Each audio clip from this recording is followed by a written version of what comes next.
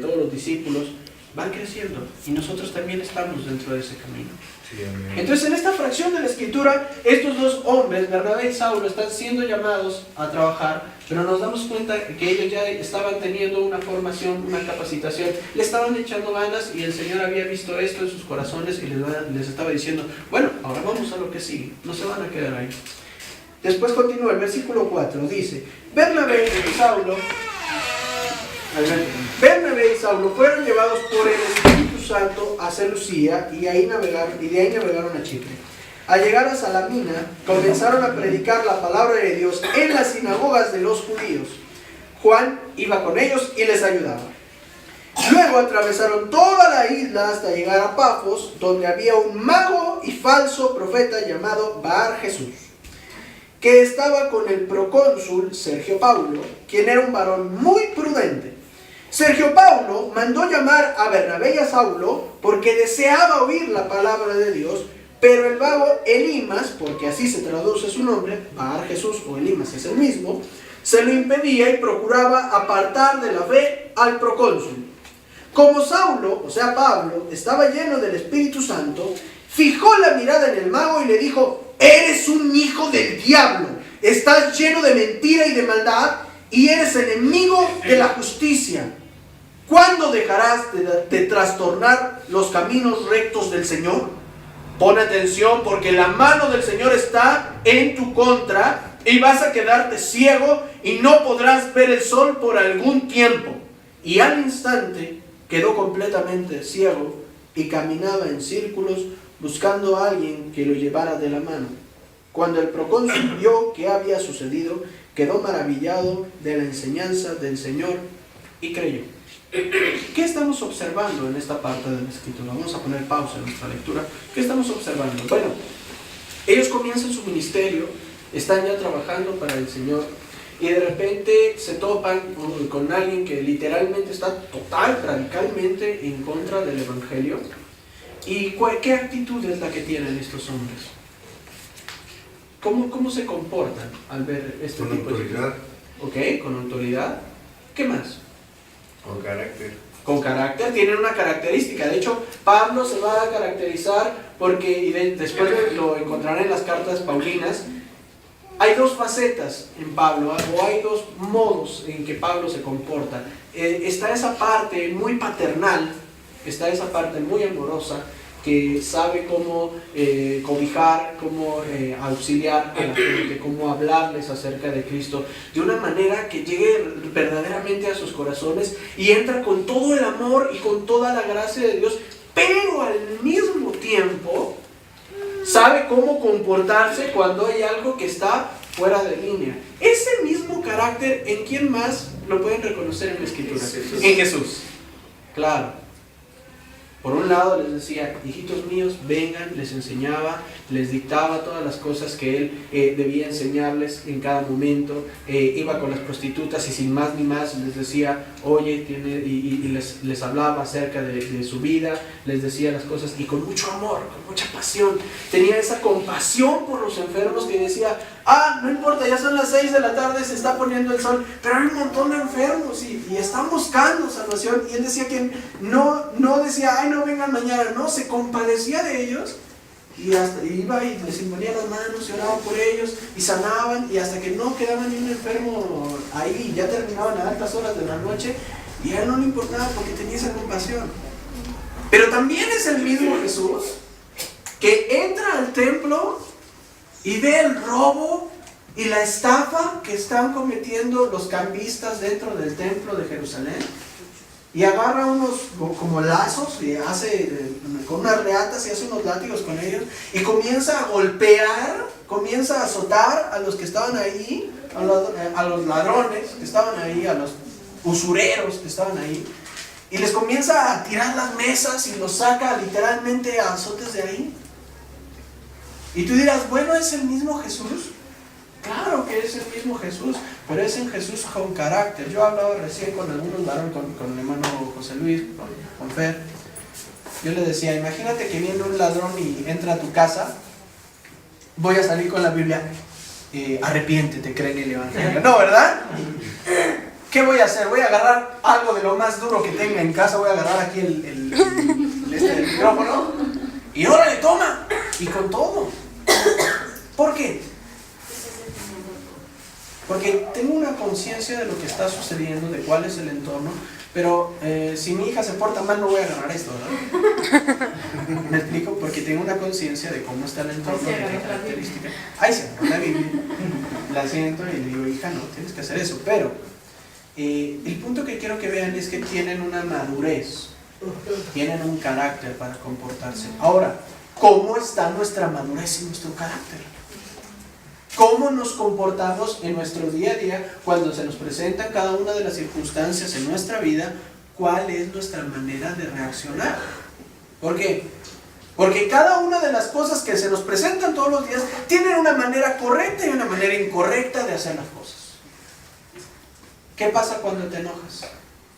¿Qué pasa cuando algo ya no te parece? Cuando algo no te gusta. ¿Qué actitud tomas? ¿Con quién la tomas? ¿De qué forma la tomas? Bueno, eso, dentro de esos parámetros comienza a pensar, ¿cómo va mi madurez en Jesucristo? ¿Cómo va mi madurez como cristiano? Ahora, vamos a seguir leyendo. Dice, después que se zarparon de Pafos, Pablo y sus compañeros arribaron a Perge de Panfilia. De ahí Juan se apartó de ellos y volvió a Jerusalén. De Perge siguieron a Antioquía de Pisidia, y un día de reposo entraron en la sinagoga del lugar y se sentaron. Después de la lectura de la ley, de un pasaje del Antiguo Testamento y de los profetas, los principales de la sinagoga les dijeron: hermanos, si tienen alguna enseñanza o exhortación para el pueblo, los escuchamos. Los invitaron a que pasaran al frente a proclamar alguna enseñanza, algo. Entonces Pablo se levantó y luego de hacerles una señal para que guardaran silencio, dijo: escúchenme ustedes, varones israelitas, y todos los que temen a Dios. El Dios de Israel eligió a nuestros padres y enalteció a su pueblo, y aunque ellos vivieron en Egipto como extranjeros, Dios los sacó de ahí con un gran despliegue de poder. Durante unos 40 años los toleró en el desierto, y después de destruir a 7 naciones de Canaán, les dio estas tierras por herencia.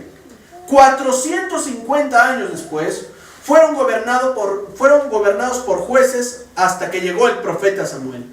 Más tarde pidieron un rey, y Dios les dio a Saúl, hijo de Cis, de la tribu de Benjamín, quien los gobernó durante 40 años. Cuando Dios le quitó el trono a Saúl, puso como rey a David, de quien dijo: me agrada David, el hijo de Yesé, porque sé que él cumplirá los planes que yo tengo. De acuerdo con su promesa, Dios levantó de la descendencia de David un Salvador para Israel.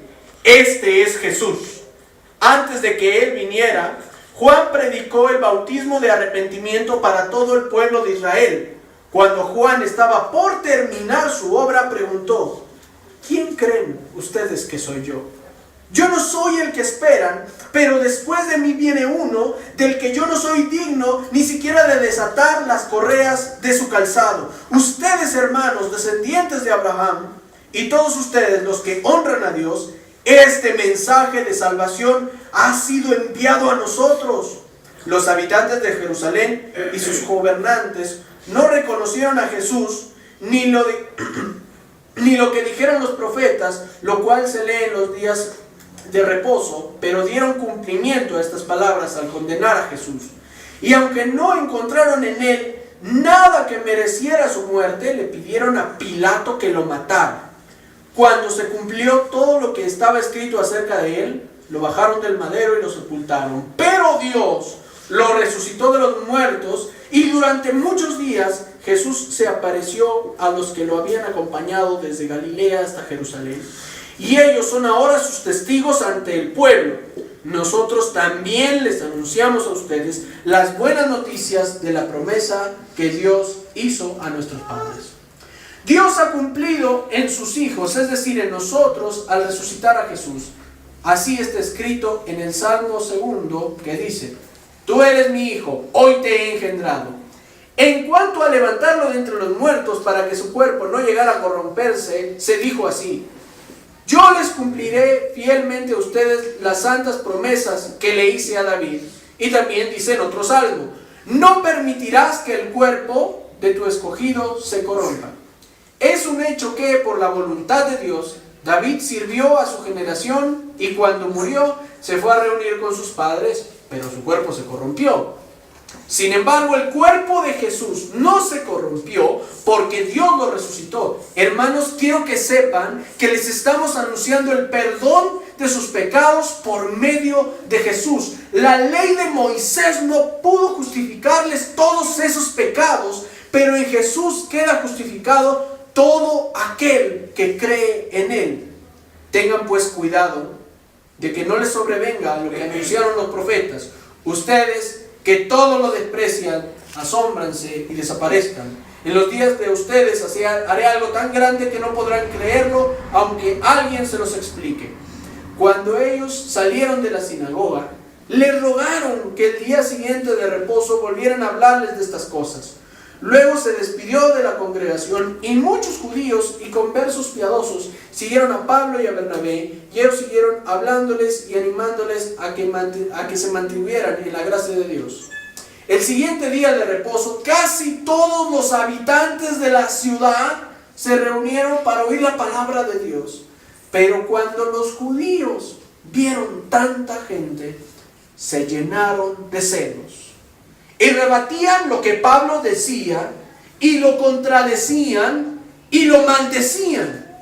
Entonces Pablo y Bernabé les dijeron con toda franqueza: ¿estamos seguros de que era necesario que ustedes fueran los primeros en escuchar la palabra de Dios?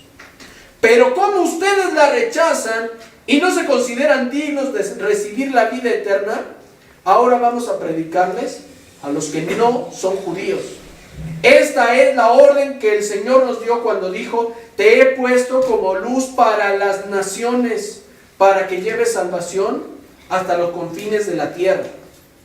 Cuando los que no eran judíos oyeron esto, se alegraron y glorificaron la palabra del Señor, y todos los que estaban destinados a recibir la vida eterna creyeron, y la palabra del Señor se difundía por toda aquella provincia. Pero los judíos instigaron a las mujeres piadosas y distinguidas y a los principales de la ciudad para que iniciaran una persecución en contra de Pablo y Bernabé.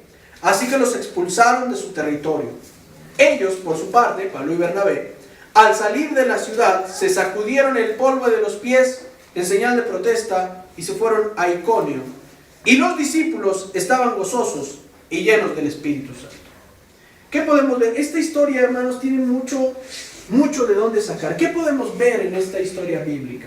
Por un lado, estamos viendo a los que están siendo llamados, a los que están ya comenzando una carrera en cuanto a la participación dentro de la iglesia del Señor más activamente en la predicación, en compartir la palabra, en ir y enseñar a los demás. Pero al mismo tiempo, estamos viendo que ellos cuando llegan a una sinagoga, llegan a técnicamente un lugar de reunión donde vienen los judíos a escuchar la palabra, se les da la oportunidad de predicar, ellos predican y toda la gente dice: ¡ah, es verdad! Y comienzan a convertirse. Y sus corazones sienten el llamado de la salvación en Jesucristo.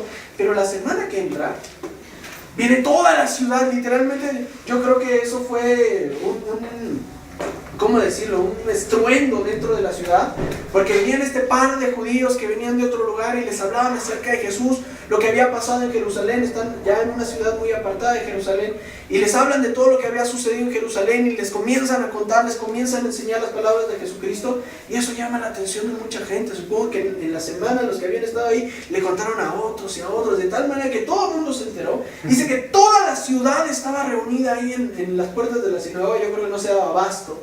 Porque tenían el Espíritu Santo, ¿no? Porque estaban escuchando, tenían esa ansia, sentían ese llamado, esa hambre de escuchar la palabra de Dios. Y mira lo que sucede. Por un lado, Dios está bendiciendo la obra de estos dos hombres que están predicando. Pero por otro lado, también Satanás no se queda ahí con los brazos cruzados. Celoso. Y dentro de los mismos que son líderes en la sinagoga, comienza a crecer una raíz de amargura, comienza a crecer envidia, odio, celos. Ay, pero es que estos vinieron nada más 8 días. Imagínate al rabino ahí conflictuado, ¿no? El rabino principal, que siempre en una sinagoga, alguien que lleva el liderazgo dentro de las asignaciones del lugar. Imagínate, ¿no? Él predicando cada sábado, y pues ve que a veces vienen unos y luego vienen otros. Y luego vienen unos hermanos que nomás predican el sábado y al otro sábado, ¡pum!, toda la ciudad. Y entonces los principales se quedan de, ay, nunca lo habían podido hacer así, ¿no? Impresionante. Ay, pero ¿y por qué ellos? Y empiezan ese juego de empezar a pensar mal del hermano, etcétera. La envidia, los celos, etcétera. Y después estos, Pablo y Bernabé, les tienen que hablar con mucha franqueza. Y les dicen, ¿saben qué? Nosotros sabíamos que lo correcto era llegar primero con nuestros hermanos, con los judíos, y predicarles la palabra, porque primeramente fue para ellos. Eso era lo correcto. Pero también estamos viendo que ustedes, ok, la recibieron hace 8 días con mucho entusiasmo, pero ahora que ven que la gente también quiere recibir de la palabra de Dios, comienzan a disgustarse, comienzan a dividirse y comienzan a hacer pleito. ¿Saben qué? Nos vamos a predicarle a los gentiles, nos vamos a predicarles a todo aquel que quiere escuchar la palabra de Dios y punto.